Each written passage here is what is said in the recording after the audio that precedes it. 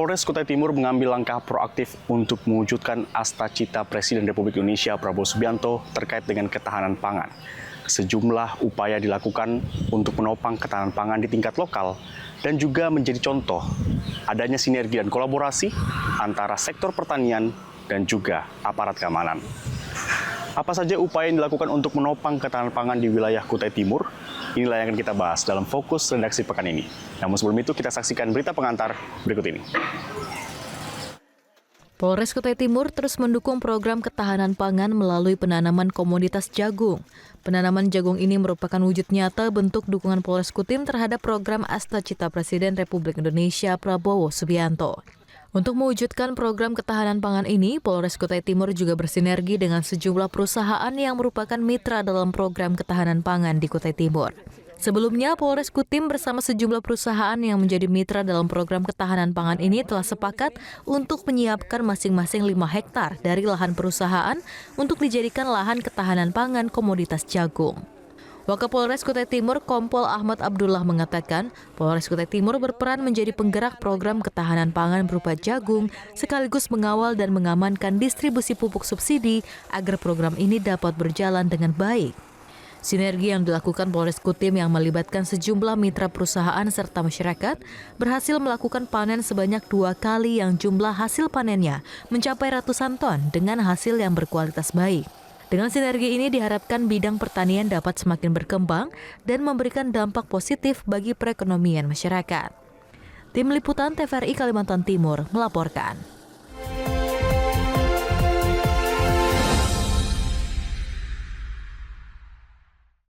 Itu tadi cuplikan informasi yang menjadi fokus redaksi pekan ini. Polres Kutai Timur mengambil langkah proaktif untuk mewujudkan Astacita Presiden Republik Indonesia Prabowo Subianto yakni terkait dengan ketahanan pangan. Lantas bagaimana sebenarnya upaya yang dilakukan untuk mewujudkan ketahanan pangan khususnya di daerah Kutai Timur? Saat ini sudah hadir bersama dengan saya Wakapolres Kutai Timur, Bapak Kompol Ahmad Abdullah SHMH. Terima kasih Pak Ahmad sudah bergabung bersama kami dengan fokus redaksi dan terkait dengan ketahanan pangan yang saat ini gencar dilakukan oleh seluruh pihak yang berkecimpung di dalamnya. Dan Polres Kutai Timur sendiri punya langkah proaktif untuk membantu mewujudkan ketahanan pangan ini sendiri. Dan apa saja sebenarnya upaya yang dilakukan untuk menciptakan ketahanan pangan khususnya ada di Kutai Timur? Silakan Pak. Baik, terima kasih Mas Dim, selamat datang di Polres Kutai Timur. Pasca dilantiknya Presiden Republik Indonesia dengan Wakil Presiden, ya Bapak Prabowo Subianto dan Bapak Gibran Rakabuming Raka dengan program Astacitanya, di mana dari 8 program tersebut, pada program yang kedua yaitu memantapkan sistem pertahanan keamanan negara, kemudian dan mendorong kemandirian bangsa, swasembada pangan, energi, air, ekonomi kreatif, ekonomi hijau dan ekonomi biru. Dalam konteks swasembada pangan ditindaklanjuti oleh Polri, mulai Mabes Polri, Polda sampai ke Polres jajaran, di mana Polri mendukung kebijakan swasembada pangan secara nasional dengan sebagai penggerak komoditas jagung, komoditas jagung, dan di tingkat Polda pun sudah dilakukan upaya-upaya dengan sedemikian rupa dan ditindaklanjuti di tingkat Polres. Polres Kutai Timur mengawali kegiatan ini dengan mengundang para pihak, mengundang pemerintah daerah, dalam hal ini leading sektornya adalah Dinas Pertanian, Dinas Ketahanan Pangan, bersama teman-teman dari perusahaan perkebunan kelapa sawit dan stakeholder lainnya. Kita melakukan kegiatan FGD, Fokus Group Discussion, membahas bagaimana peran Polri bersama stakeholder terkait dalam rangka membangun dan mendukung pemerintah dalam konteks ketahanan pangan, khususnya komoditas jagung di Kutai Timur. Baik, kalau boleh tahu untuk jenis jagung sendiri, jagung apa Pak? Kalau kita lihat kan kalau di Kutai Timur ini, industri yang sedang ada di sini kan pertambangan gitu ya Pak ya, kemudian juga ada sawit ya Pak ya? Sawit, Ini kenapa jagung yang dipilih untuk menjadi ketahanan pangan untuk dikutip, Pak? Ya, yang pertama Indonesia ini dominan masyarakatnya itu mengkonsumsi padi. Ya. Ya. Beras gitu Pak ya? Iya beras ya. Dan teman-teman dari TNI selaku penggerak bagaimana kita bersuasembada pangan komoditas padi. Ya. Dan juga jagung. Nah, Polri dalam hal ini ya dari mulai Mabes Polri, Polda sampai Polres jajaran sampai ke Polsek, kita sebagai penggerak ketahanan pangan komoditas jagung. Nah, kemudian kalau di Kutai Timur yang lebih terkenal dengan tambang, perkebunan kelapa sawit, tapi bukan berarti pemerintah daerah itu tidak concern di dunia pertanian. Ya, iya. tetap concern di dunia pertanian dalam rangka pemenuhan kebutuhan yang sifatnya dasar yaitu padi dan jagung. Support sekali pemerintah daerah di sini. Ini dibuktikan di mana kami kolaborasi bersama program ketahanan pangan yang Polri, Polres Kutai Timur sebagai penggerak, kemudian yang bertugas juga mengamankan dan mengawal bagaimana distribusi pupuk subsidi ini juga berjalan dengan baik. Kemudian upaya kami, effort kami dengan gerak cepat kami melakukan kegiatan fokus group discussion dengan perusahaan perkebunan kelapa sawit, baik yang tergabung dalam organisasi GAPKI maupun yang bukan non GAPKI, ya, gabungan pengusaha perusahaan kelapa sawit.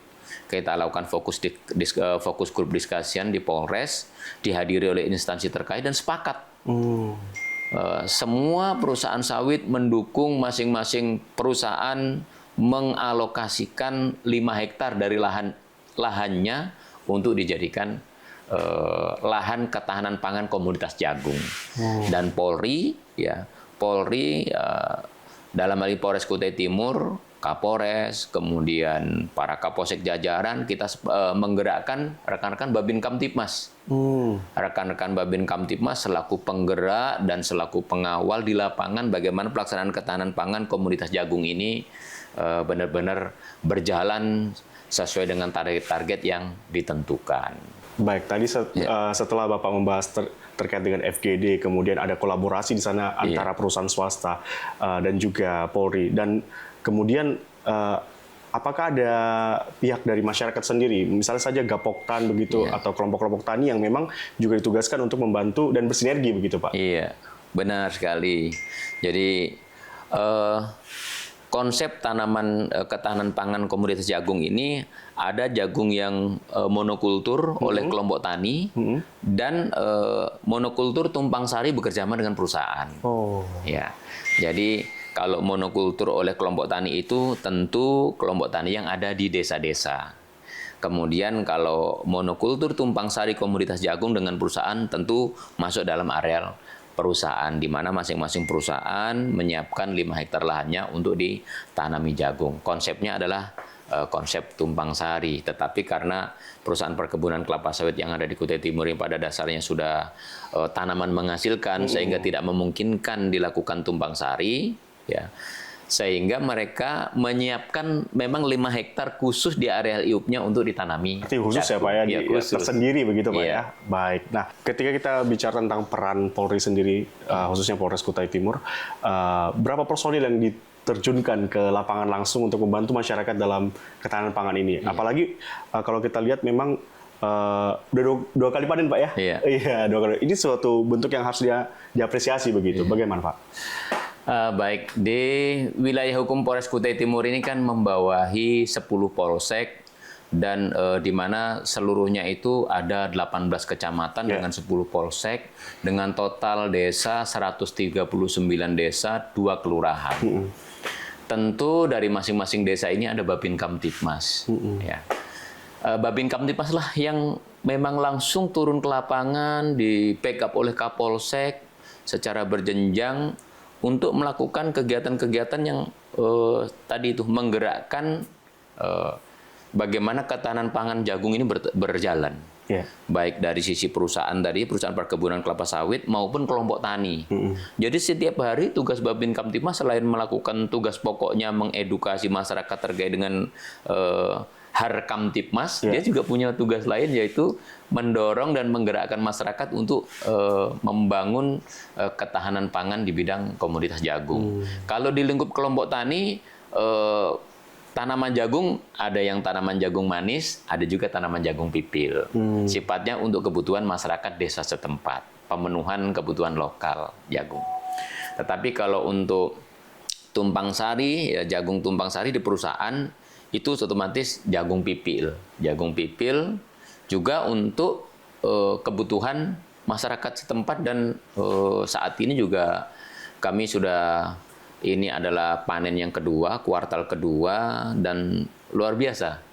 Luar biasa dari ketahanan pangan komoditas jagung ini hasilnya untuk di Kalimantan yang saat ini baru digaungkan tanaman jagung sudah cukup bagus trennya perkembangan hasil panennya dibandingkan Jawa ya. Kalau Jawa memang pengalaman sudah cukup tinggi di dunia pertanian baik padi maupun jagung. Baik, berapa kira-kira itu Pak untuk yang panen pertama dan panen kedua? Ini mungkin jadi suatu data yang harus diketahui juga oleh masyarakat bahwa memang potensi jagungnya ada, begitu Pak. Ya. Di kuartal pertama, dari luasan lahan yang ditanam kurang lebih 125 hektar, ya. Kurang lebih juga panennya sekitar 265 ton. 265 ton, bahkan ratusan ton ya Pak ya. Baik. Ya, kemudian di kuartal kedua yang kemarin dilakukan panen raya secara serentak ya, di seluruh mana Indonesia, Pak, ya? Seluruh Indonesia dan Presiden Prabowo Subianto dan Kapolri melaksanakan panen di Bengkayang, Kalimantan Barat. Kita juga melaksanakan panen raya ya, serentak. Kami waktu itu Pak Kapolres bersama kami dan Forkopimda panen jagung di lokasi PT Dharma Satya Nusantara, Kecamatan Muara Wahau. Di sana satu hamparan 25 hektar dan satu Kabupaten Kutai Timur itu kurang lebih 300 hektar. Nah, itu estimasi nilai produksi jagung itu totalnya kurang lebih jumlahnya 899 ton. Wah, nah, itu ini angka yang sangat Kabupaten besar Kutai loh, Timur. Pak. Iya. Dan 800 bisa dibayangkan ya, mungkin ini 800 ton ini bisa mungkin tidak hanya dikonsumsi untuk di Kutai Timur saja, bahkan bisa ditempatkan ke daerah yang lain, begitu Pak ya? Seharusnya demikian. Ini untuk pemenuhan Kabupaten Masyarakat Kutai Timur dan bisa juga karena konsep awalnya ketahanan pangan komoditas jagung ini akan diakomodir, ditampung oleh Bulog. Baik. Ya, Bulog. Ya, dengan harga per kilonya itu Rp5.500 dengan kadar air 17%. Nah, inilah yang kami koordinasikan dan kami dorong ke depan karena jarak tempuh dari Kutai Timur menuju gudang Bulog Samarinda cukup jauh. Secara keekonomian sepertinya tidak terjangkau sehingga ternyata syukur alhamdulillahnya koperasi maupun toko dari lokal itu mampu membeli dan menampung jagung-jagung dari produksi yang sebegitu banyak tadi itu. Artinya penyerapannya pun ada, begitu Pak ya? Ada. Baik. Dan itu untuk kebutuhan lokal.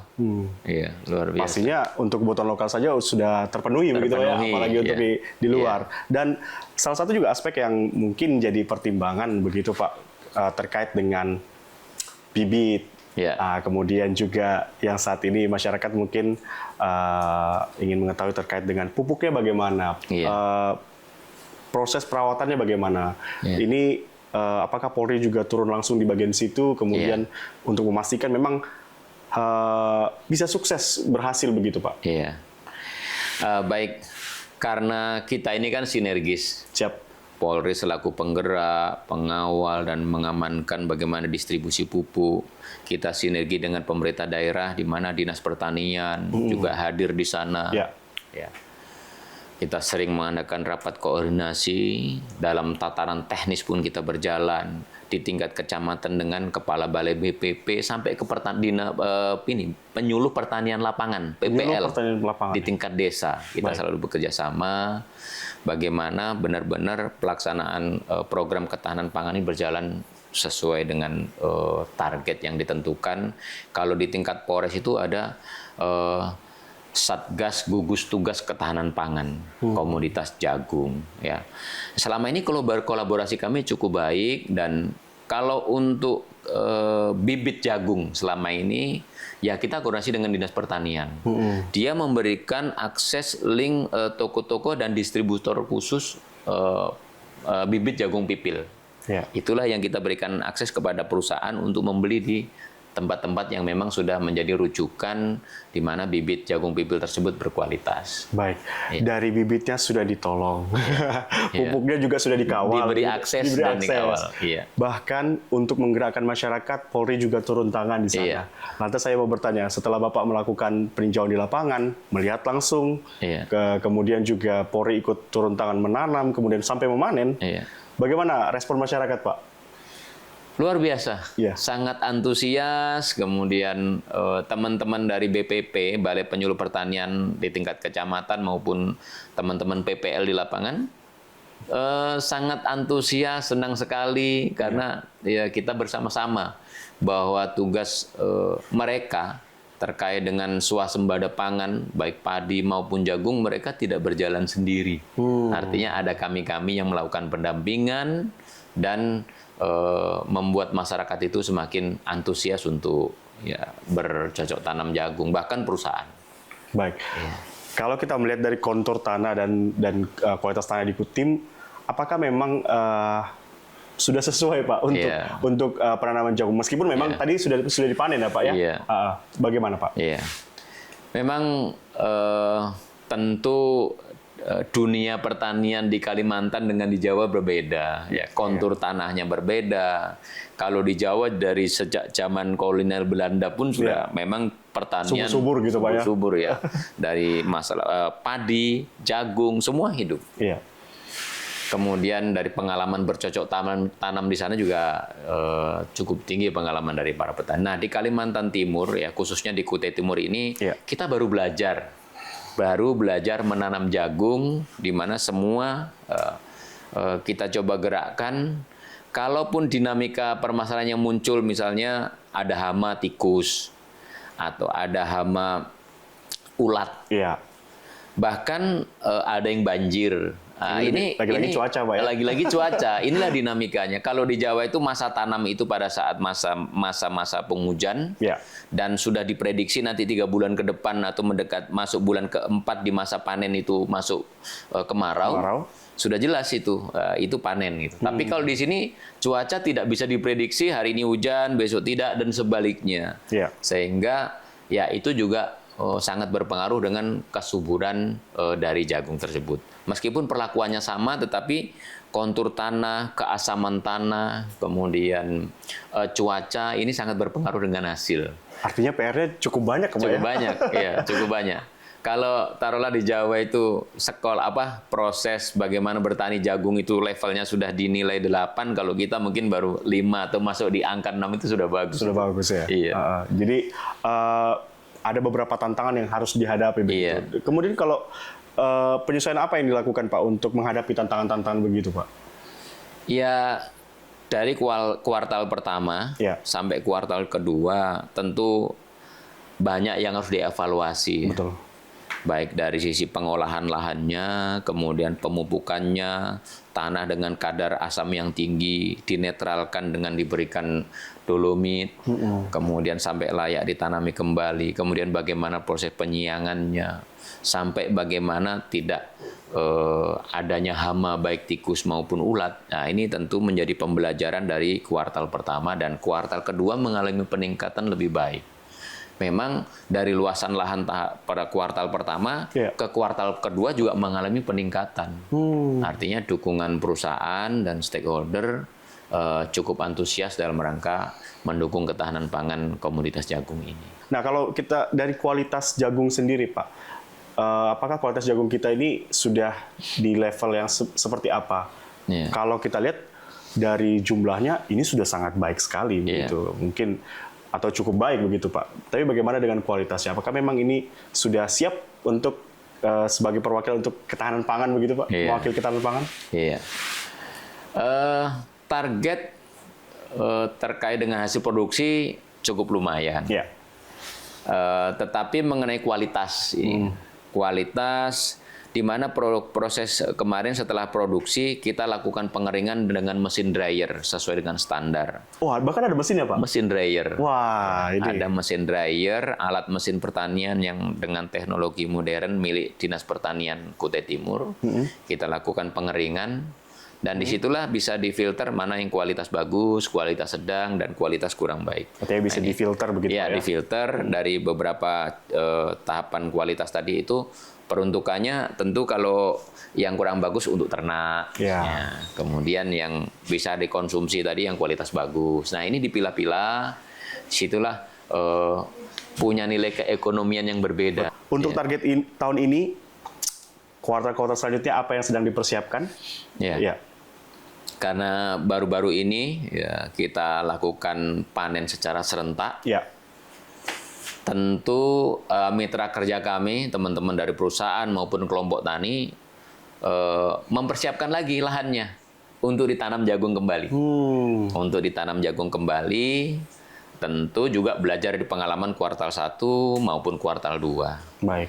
Pembelajaran yang sudah didapat terkait dengan kesalahan maupun hama atau mungkin cuaca dan sebagainya menjadi pembelajaran untuk di kuartal ketiga, sehingga harapannya produksi lebih meningkat dan luasan yang ditanam juga semakin bertambah. Baik, jadi ada target di tahun ini ya, Iya. untuk di kuartal ketiga. Tapi kalau untuk dari kuartal 1, 2, dan yang nanti dipersiapkan di 3, ini beda-beda lokasi atau berapa lokasi yang disiapkan, Pak? Dari teman-teman perusahaan perkebunan kelapa sawit itu lokasinya menetap. Oh, menetap. Iya. Sudah satu tempat ya, Pak? Sudah satu tempat karena masing-masing perusahaan itu menyiapkan 5 hektar dari luasan iup perusahaannya. Tapi seiring dengan saat itu FGD, ada yang menyanggupi dalam proses 6 bulan berjalan itu awalnya 2 hektar dulu, Ya. kemudian bertambah 1 hektar, sampai total menjadi 5 hektar. Kalau 5 hektar kali sekian puluh perusahaan saja, kurang lebih kalau di Kutim ini nanti target akhirnya itu 700 hektar. 700 hektar. 700 hektar dari perusahaan perkebunan kelapa sawit itu menanam jagung. Dikali saja, kalau 700 dikali per hektarnya itu taruhlah bersihnya yang berkualitas bagus itu 3 ton saja. Itu sudah 2000 berapa? Berarti 2100 ton. Itu luar biasa pemenuhan kebutuhan jagung di Kutai Timur. Bahkan sudah bisa sampai ke ekspor ke wilayah luar daerah dari Kutai Timur, kira-kira demikian. Jadi memang sudah dipersiapkan dengan matang begitu, Dengan Pak, matang, ya? ya. Baik, dan ini juga menjadi asa cita Presiden, Ya, yakni ketahanan pangan. ketahanan pangan. Dan Pak, apa yang ingin Bapak sampaikan terkait dengan keterlibatan masyarakat? Karena memang Polri punya peran di sana untuk menggerakkan lebih lagi masyarakat, Iya. ya. Jadi bukan yang kemarin-kemarin saja, tapi pasti ada keterlibatan masyarakat lebih luas lagi, supaya ketahanan pangan kita semakin baik tentunya. Boleh disampaikan, Pak? Baik, jadi Polres Kutai Timur ya, bersama pemerintah daerah, khususnya Dinas Pertanian, Dinas Ketahanan Pangan, teman-teman di tingkat kecamatan yaitu Kepala Balai Penyuluh Pertanian dan teman-teman PPL, ya, sinergi ya, dengan teman-teman Kapolsek dan para Babin Kamtipmas di lapangan tetap konsisten terus-menerus dalam rangka mendukung swasembada pangan nasional komoditas jagung. Kita tidak boleh lelah untuk swasembada pangan dan kemandirian di bidang pangan, khususnya komoditas jagung. Tentu untuk pembelajaran yang sudah ada di kuartal pertama dan kuartal kedua, tentu tanaman jagung berikutnya menambah luasannya dan semakin produktivitasnya bertambah juga. Untuk pemenuhan kebutuhan jagung di tingkat lokal Kabupaten Kutai Timur, bahkan nanti bisa memenuhi di luar daerah Kabupaten Kutai Timur. Baik. Terima kasih Pak sudah bergabung dengan Fokus Redaksi hari ini menjelaskan terkait dengan potensi ketahanan pangan yang memang sangat potensial sekali untuk Kutai Timur menyuplai pangan berupa jagung, bukan hanya untuk Kutai Timur tentunya, kalau bisa sampai ke daerah yang lain. Dan ini yang harus kita dukung bersama, bahwa memang ini bukan keterlibatan dari Polri saja atau Dinas Pertanian saja, tetapi ini juga menjadi kontribusi dari masyarakat. Masyarakat bisa berkontribusi dalamnya untuk mendukung ketahanan pangan dan mencapai swasembada pangan. Demikian Fokus Redaksi pekan ini. Kita lanjut di Fokus Redaksi selanjutnya bersama saya Didi Sinaga. Sampai jumpa.